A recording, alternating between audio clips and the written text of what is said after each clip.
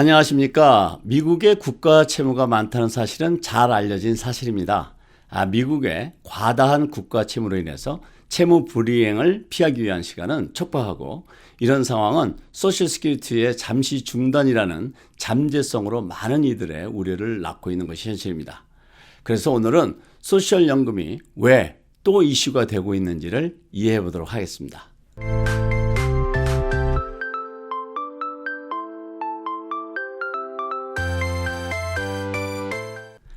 지난 1월 19일자로 미국의 미지급 부채가 법정 한도에 도달했다는 뉴스가 미국 주류 언론들을 통해서 보도가 되었습니다. 미국 국가 부채가 법정 한도에 도달했다는 의미는 미국이 소셜연금을 포함한 메디케어, 군인급여, 세금, 환급, 국가 부채에 대한 이자와 같은 국가가 책임지고 지급해야 하는 법적 의무를 이행하기 위해서 빌릴 수 있는 총 금액을 말합니다. 지난 1월 13일 자넷 옐런 미국 재무장관은 미국 상하원 의장에게 미국 국가 채무를 해결하기 위한 신속한 행동을 취해 줄 것을 경고하는 서신을 보냈습니다.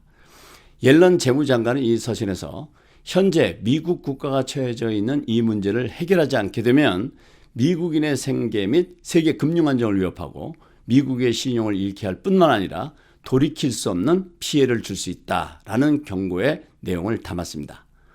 이 서신에서 옐런 재무장관은 미국 정부는 채무 불이행 발생을 피하기 위해서 특별한 조치를 취하기 시작되었고, 금년 6월 이전에 현금이 소진될 가능성은 없지만 이런 상황이 얼마나 오래 지속될지에 대해서는 추정이 어렵다는 입장을 이어서 밝혔습니다.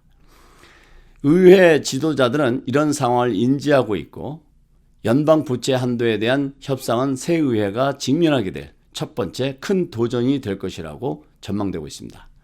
이런 상황은 의회로 하여금 부채 한도를 늘리고 예산은 삭감하는 안을 택할 가능성이 높고, 이런 과정에서 소셜연금과 메디케어 혜택에 대한 프로그램을 수정할 수밖에 없는 상황에 직면하게 될 수 있다는 것입니다.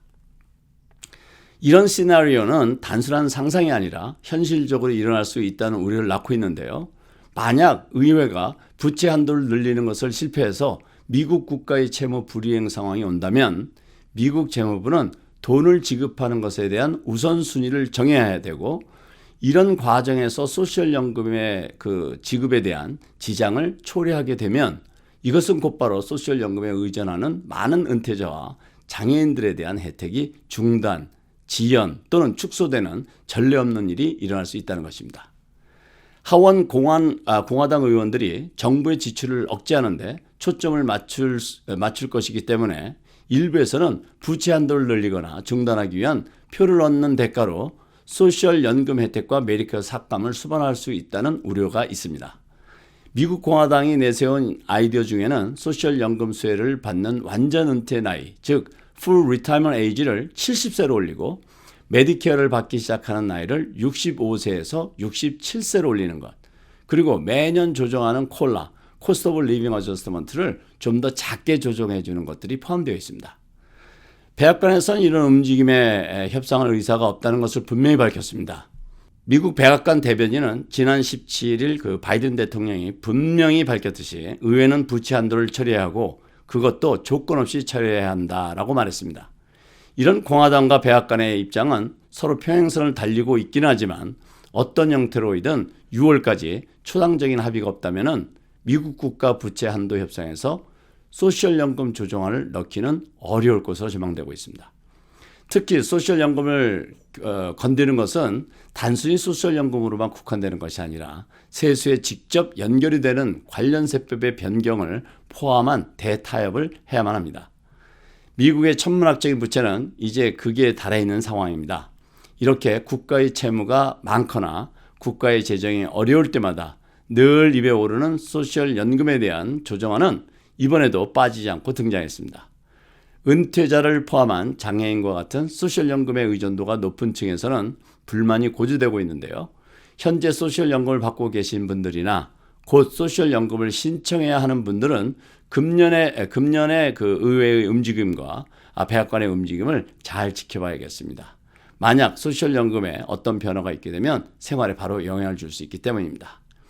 오늘은 2023년 벽두부터 대두되고 있는 미국의 채무가 부채 한도에 다다라서 자칫 그 불똥이 소셜연금에 튈 수 있다는 염려에 대해서 알아보았습니다. 오늘은 여기까지입니다. 감사합니다. 여기저기 흩어져 있는 내 돈 한 손에 모아서 한눈에 볼 수 있습니다.